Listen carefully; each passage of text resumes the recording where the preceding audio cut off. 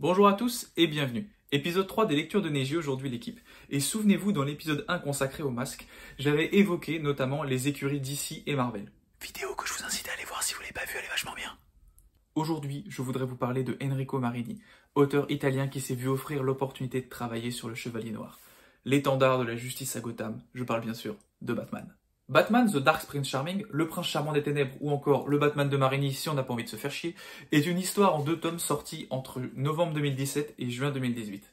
La première chose qui frappe, c'est le format. Comparé à un comics classique américain, ça n'a rien à voir. On est plutôt sur un format BD à l'européenne.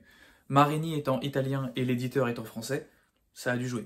Comme je l'ai dit en introduction, Enrico Marini est un auteur italien, principalement connu pour sa bande dessinée Les Aigles de Rome.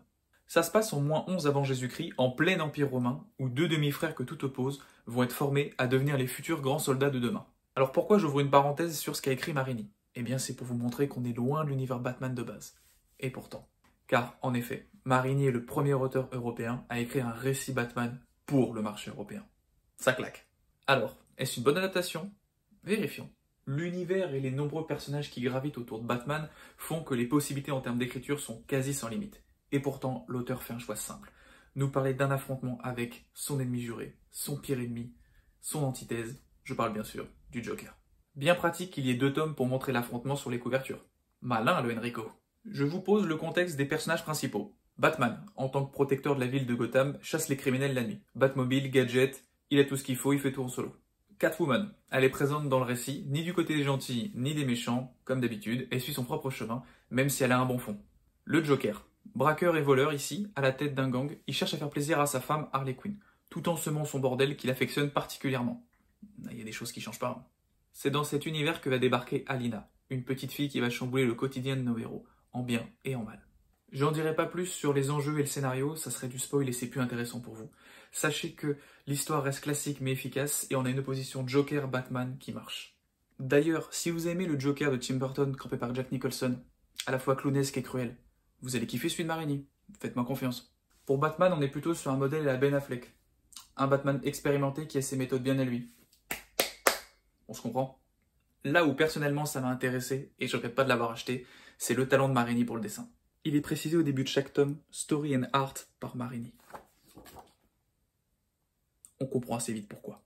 Que ce soit des plans larges ou des plans serrés, on se croirait presque face à un tableau couché sur papier. Le dessin est hyper efficace et franchement, les couleurs, bordel. Déjà que les couvertures sont superbes, mais alors là, l'intérieur, c'est vraiment le haut level. Petit point bonus pour le Joker, j'aime bien le côté maquillé, ça jouerait presque sur sa personnalité et ça me rappelle un peu Joaquin Phoenix dans Joker, justement. Bon point. Pour terminer, j'aimerais vous lire une citation de Jim Lee, auteur et éditeur de Batman chez DC Comics. On a eu l'idée qu'on pourrait enrichir notre catalogue en nous associant à des talents locaux pour créer des comics qui attireraient d'autres cultures, d'autres pays. Et c'est là quand je vois que Marini précise lui-même dans sa BD que toutes ses idées en termes de scénario ou en termes de dessin, ça a été accepté quasiment tout le temps du premier coup, j'ai envie de dire, pari réussi. C'est la fin de cette vidéo sur cette histoire de Batman, j'espère qu'elle vous aura plu. En tout cas, j'avais très envie de la faire parce que je trouvais qu'elle faisait vraiment le pont entre BD et comics, et du coup je la trouvais intéressante, et j'espère d'autant plus qu'elle va vous donner envie de la lire. Si cette vidéo vous a plu, n'hésitez pas à poser votre like et à écrire un petit commentaire, ce sera toujours avec plaisir. Et si vous avez des idées de œuvres qu'on pourrait voir ensemble, pourquoi pas, évidemment je prends. N'hésitez pas à checker la description si vous voulez me suivre sur les différents réseaux sociaux. Et surtout, à penser à vous abonner à cette chaîne si ce n'est pas déjà fait. Voilà, je vous remercie. Bisous l'équipe, à bientôt.